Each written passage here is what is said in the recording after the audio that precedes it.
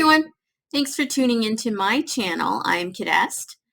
In this video, I just want to create a touch point on the value of what I call life protective emotions. Now, I've touched briefly upon this in a previous course on calling, what we traditionally call negative emotions as being life protective emotions. So I typically classify emotions as either life affirming, which are the positive emotions, or life protective.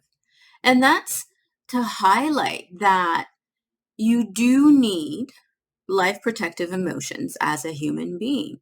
Now, in a lot of what I teach about attracting and manifesting the things that you want, and just creating an overall enjoyable life, the emphasis that I teach is on increasing the frequency of positive emotions that you experience. And that is an important part of self-regulation, managing your vibration, emotion regulation, and all of that.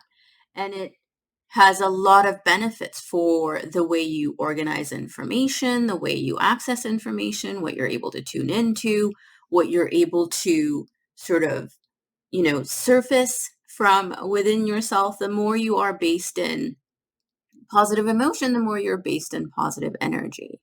And when I teach about, evolving your consciousness or engaging in practices that help you expand your consciousness, a lot of that is about increasing the level of positive energy you're able to live from in your day-to-day experience. Now, while that is the emphasis, the thing I need to, periodically remind people is that life protective emotions are good and they're necessary. I know we call them, we refer to them as negative emotions, but that doesn't mean they're bad. That doesn't mean that they're, not useful. They serve a purpose. They serve a very valuable purpose. And I remember a few years back, one of the most popular posts that I had on one of my social channels was one where I talked about valuing your instincts, that thing within you that tells you what to move away from, what to stay away from, to value it. It's a good thing. I know we call it survival instincts. And in the self-development, personal growth, deliberate creation, and manifesting conversations, we talk about survival emotions as being things that you transcend or that you overcome and what have you, but they have their place. Life protective emotions, whether they're called negative emotions, survival emotions, they are useful. They serve a purpose. They help you move away from the things in life that aren't going to serve you, aren't going to empower you, aren't going to nourish you, aren't going to support you, and the like. So I felt compelled recently to sort of bring this, reminder to the forefront. Again, it's probably something that I, periodically touch on because a lot of what I talk about is feeling good and increasing positive emotion. That's not to say you aren't, that you're going to evolve to a point where you just don't experience life protective emotions at all. And that's just not something I foresee for human beings anytime soon. For as long as we live in the diverse world that we live in, you are going to need to have boundaries to protect yourself, to protect your energetic integrity, to protect your manifestation trajectory. You're going to need to have healthy boundaries. And part of what tells you need to establish healthy boundaries is when you recurringly experience a life protective emotion around some situation or around some individual.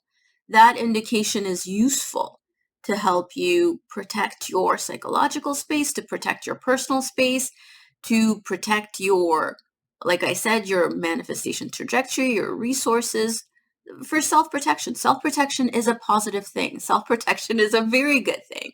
It protects your life. And I encourage you, particularly if you are, on a consciousness expansion journey, on a consciousness evolution journey, the emphasis is about expanding your consciousness and overcoming the occurrence, the intensity of, life protective emotions that you may experience. And to some degree, that's useful information, but the goal is not to never experience life protective emotions. The goal is not to elevate and idealize an experience in which you only ever feel good 100% of the time. That's not healthy.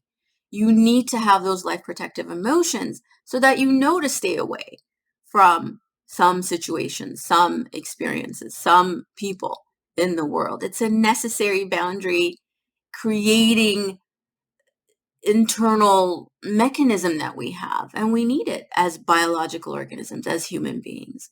So I encourage you to see life protective emotions as good, as useful, as beneficial, as necessary. You're not meant to feel 100% positive about every single thing in your life experience. If something doesn't feel good to you, if you don't like it, if you're not enjoying it, if it's not feeling healthy for you, you're supposed to have that life protective emotional experience that tells you, oh no, this isn't for me. I'm supposed to say no thank you to this. You need that. That's part of what helps you form healthy boundaries all around. And that's a necessary part of having a healthy human embodied experience. So I felt inspired to share that today. I encourage you to see life protective emotions as being good, even as you work to increase the level of positive emotions, the frequency of positive emotions that you experience in your day-to-day life.